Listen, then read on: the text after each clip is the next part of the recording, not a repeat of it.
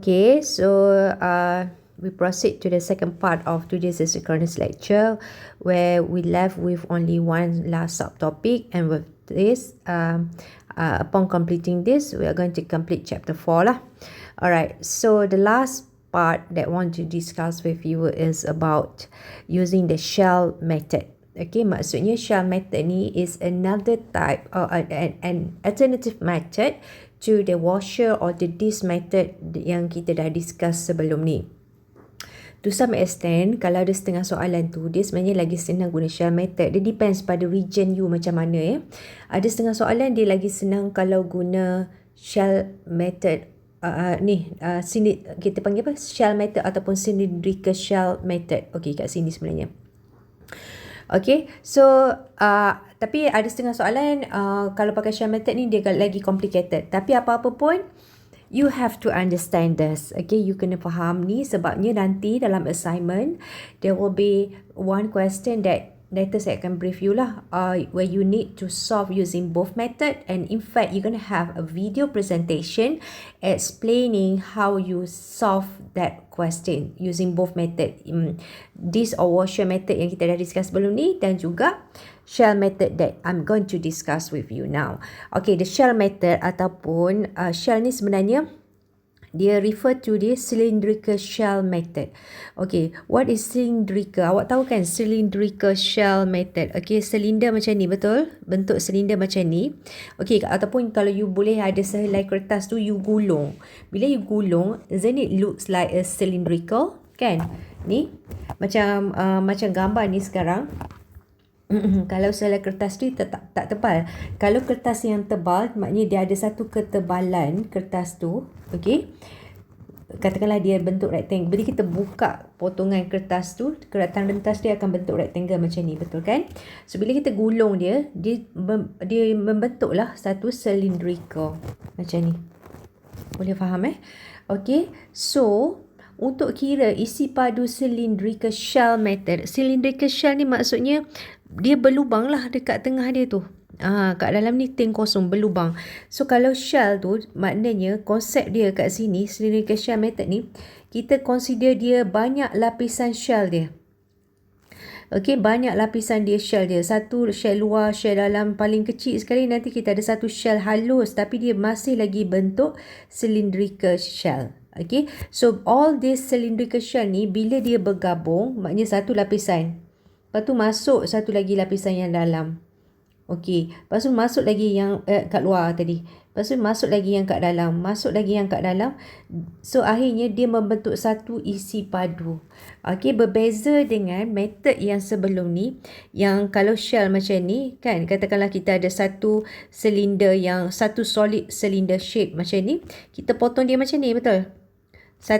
One tiny disc. Lepas tu dia membentuk lagi another tiny disc sehingga dia membentuk satu solid shell, cylindrical shell as well.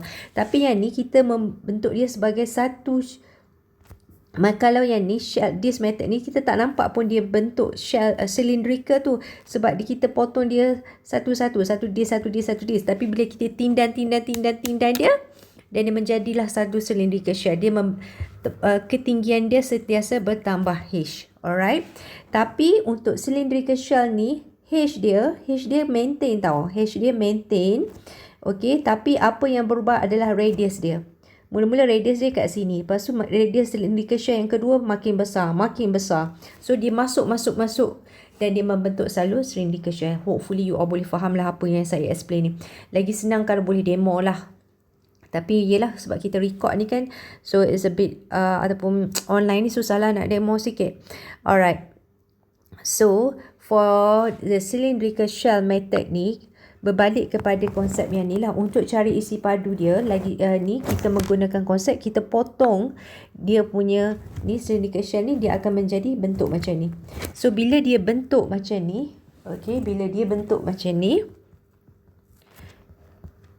okay, so dia punya isi padu dia adalah dia punya panjang dia. Okey, panjang dia ni sebenarnya adalah apa? Panjang dia ni adalah ukur lilit kepada silinder ni, betul tak?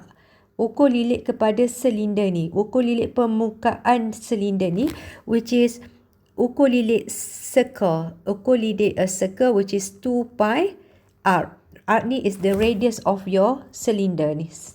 Okay, and then yang ni adalah ketebalan dia, dx or dy, depending on your solid region.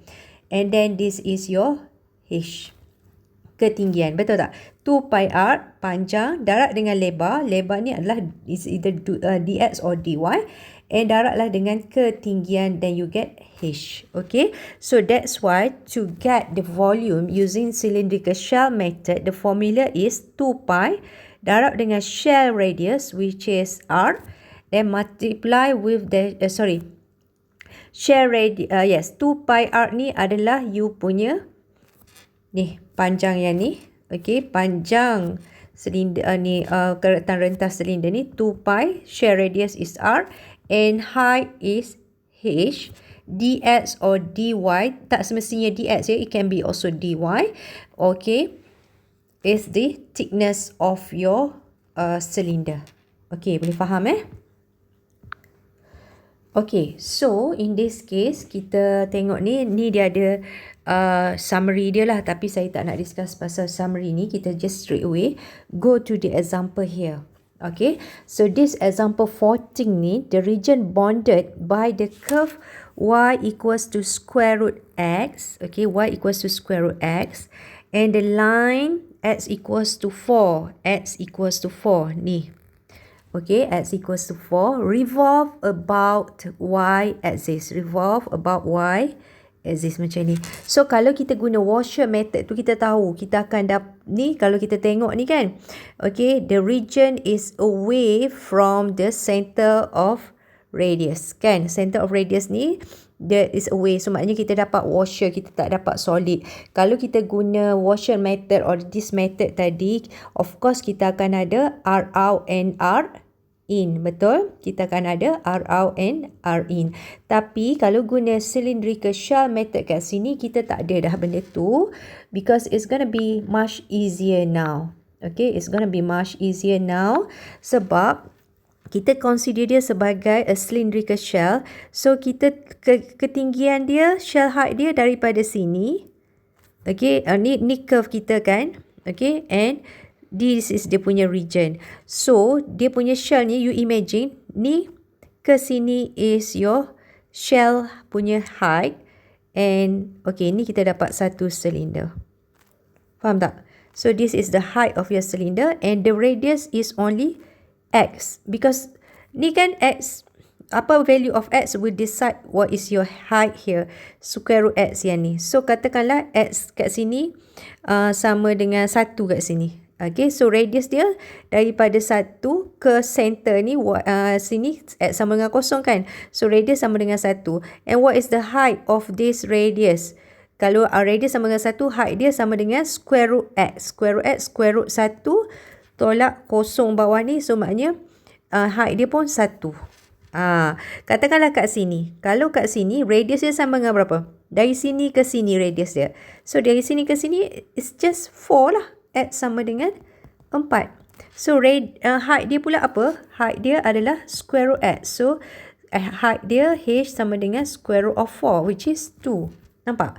So what is the value of your radius will affect the height of your shell.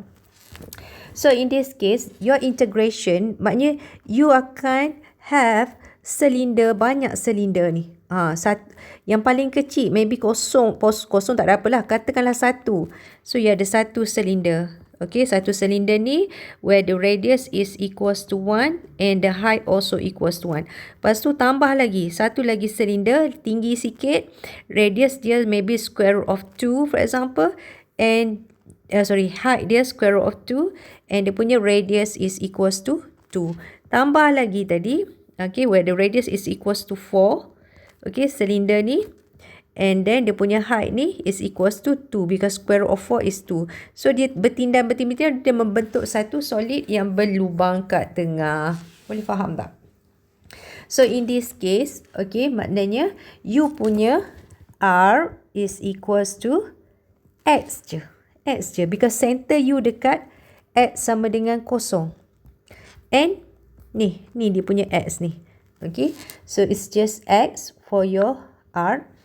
Okay, your R ni maknanya your is equals to X. Saya rasa maybe student akan confuse sikit. Kenapa R ni sama dengan X? Yelah, sebab kita ukur dia dari kanan ke kiri. Okay, dari sini ke sini. It does not depend on this function. So, whatever value of X here will give you your radius. This is X sama dengan kosong. So, kalau X ni berada di sini, X sama dengan 2. So, radius dia 2 tolak kosong. Kalau X berada di sini, maknanya 4 tolak kosong. Kalau X berada di sini, dia 1 tolak kosong. So, that's why R dia sama dengan X for this case.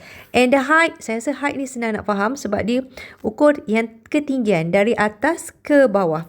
Yang ni kan Y sama dengan kosong. Yang ni Y sama dengan square root X. So, kalau tinggi kat sini, when X equals to 1, dia sama dengan square root X tolak kosong. Kalau kat sini, square root X tu maknanya X ganti dengan 1. Square root 1 tolak kosong. Square root 2 tolak kosong. So, maknanya H dia sama dengan square root X. So, your integration will be 2 pi, share radius is X, H is square root X, masukkan, then solve the integration. Easily you can get 100 pi over 5. 100 pi over 5, okay? Sekarang ni, cuba kita bezakan kalau kita guna this method. Saya nak suruh you nampak, you bezakan. Kalau kita guna this method tadi, yang guna, sebab kita tahu this is our center of rotation. So, maknanya sekarang ni, you have to find R out and R in. Yang guna this method, pi R out square minus with pi R in square tu. Yang ni R out dia daripada mana? R out dia, kita punya region kat sini kan. So, R out dia, yang ni line ni, X sama dengan 4. Tolak dengan X sama dengan kosong. So, R out dia adalah 4. Sebab this is the outer radius kita. Ni radius dia. R in kita pula apa? R in kita adalah, okay, dari sini. Okay, R in kita adalah apa square kita punya ni, X kat sini, ni adalah Y sama dengan square root X. Yang ni adalah Y sama dengan square root X. So, yang ni maknanya dibagi you, X sama dengan apa? X sama dengan Y square. So, your R in is Y square. Tolak dengan X sama dengan kosong. So, kosong lah. That is your center of radius. So, kalau you nak guna formula satu lagi, the washer method, in this case maksudnya you have to use respect to apa, X or Y here. Okay, respect to Y. Okay, with respect to Y here. Okay, you kena tahu respect to Y maknanya when X equals to 4, Y equals to 2. Okay, wah. Y is equals to 2. So, kalau you guna satu lagi method, your integration will be from 0 to 2 pi R out square minus with R in square dy. So, you're going to have V sama dengan pi. Integration from 0 to 2, your R out square is, what is your R out square? Your R out square is Y square square. Okay, Y square square minus with your R in square is 4 square dy. Right? Oh, saya buat kesalahan tadi ni. Okay, I made a mistake. Ada siapa-siapa boleh perasan tak? R out saya, ni betul. R out saya dengan 4. R in saya Y square. Dia saya ganti kat sini ni. R out sepatutnya 4 lah.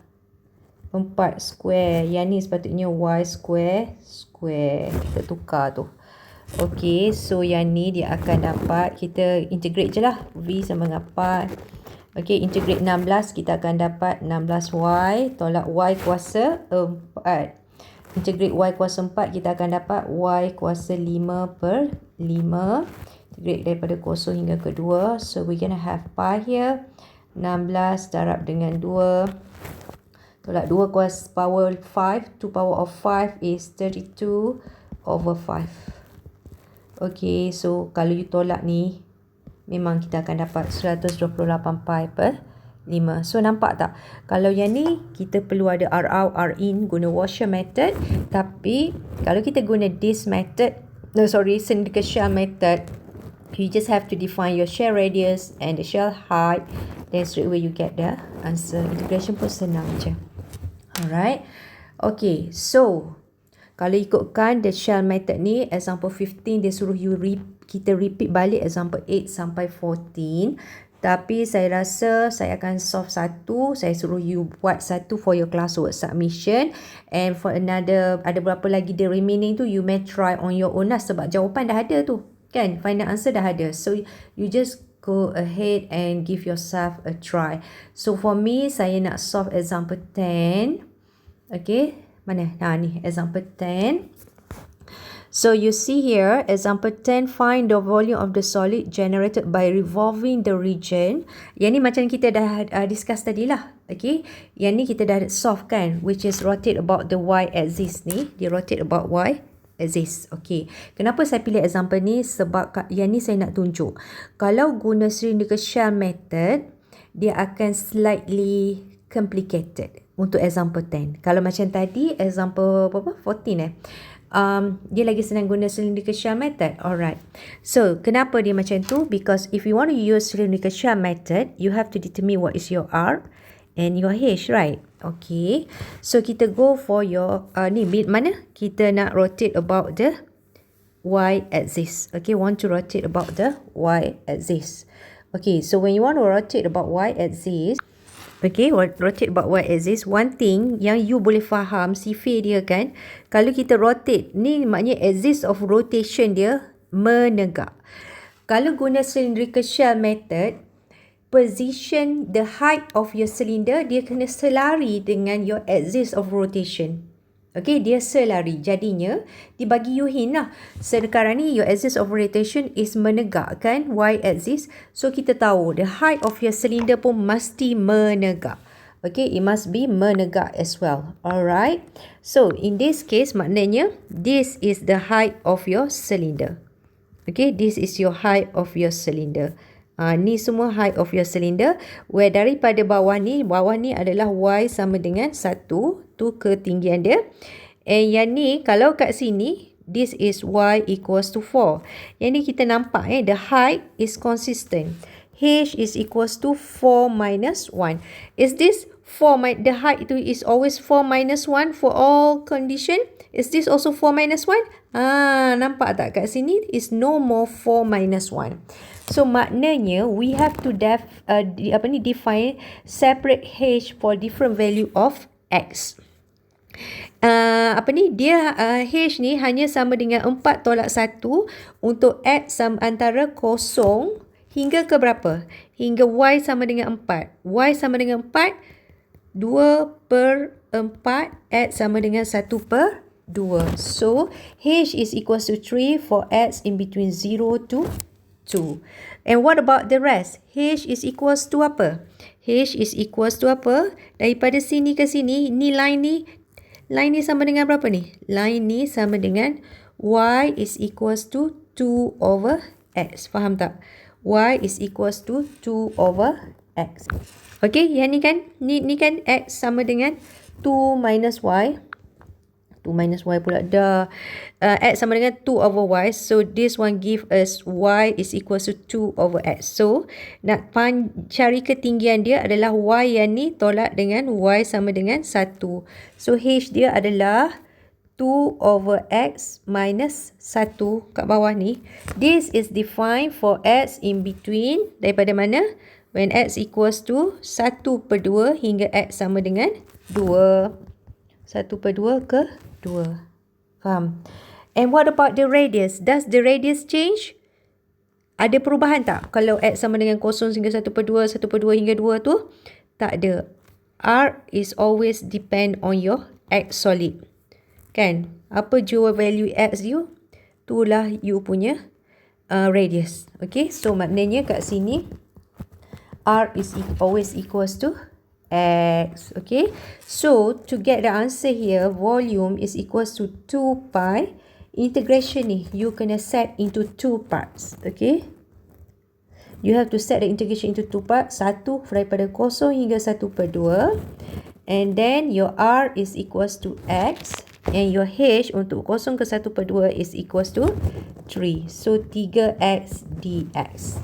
Tambah dengan integration daripada 1/2 ke 2. Your R is equals to X.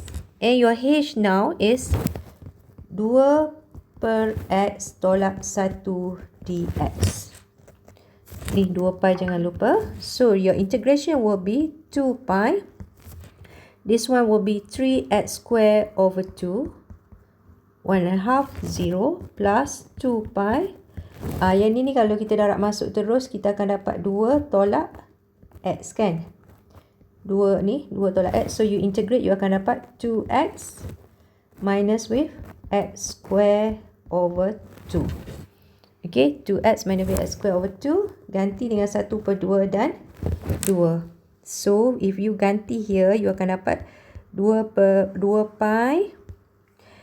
Ni 2 pi 3/2 darab dengan 1/4. 3/2 darab dengan 1/4. Tambah 2 pi. Yang ni pula 4. 2 darab 2 kan 4. Tolak dengan 2. And then ni tolak 1. And then yang ni apa ni? Tambah. Sebab tolak-tolak kan nanti ganti. 1/2 kuasa 2 is 1/4 per 2 1/8. Okay, cubalah you solve on your own. You akan dapat jawapan 3 pi. Saya dah try. Okay, you akan dapat 3 pi. Okay, so nampak kalau guna method ni, dia akan menyebabkan kita punya solution is a little bit complicated because you have to separate your H into two parts. Okay, so you kena tengok, tilik dulu diagram tu, where is your R and where is your H. Alright class. Okay, so example 10 saya dah solve untuk you all. Example 11 ni sebenarnya saya nak bagi tahu dia is kalau kita guna, okay, kita discuss macam ni je lah. Kalau kita guna shell method, again dia rotate about y axis. Okay, dia rotate about y axis, and as I said, kalau guna cylindrical shell method, dia punya silinder ni dia akan menjadi selari dengan you punya height kan. So maknanya this is your height of your cylinder. So macam mana ni height silinder ni? Macam mana nak ukur? Yang ni apa? Yang ni apa? Okey, kita tahu equation dia adalah x sama dengan y square plus 1. So y is equals to x minus 1 square root plus minus.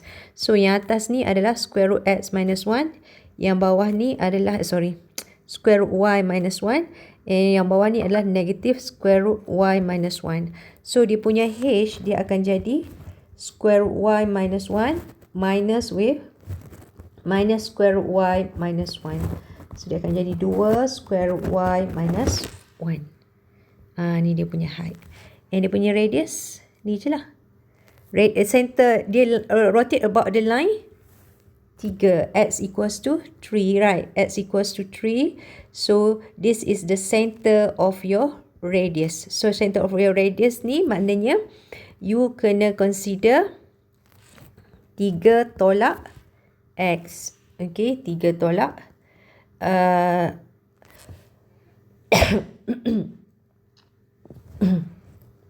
sorry saya merapu tadi kan. Ni sepatutnya apa?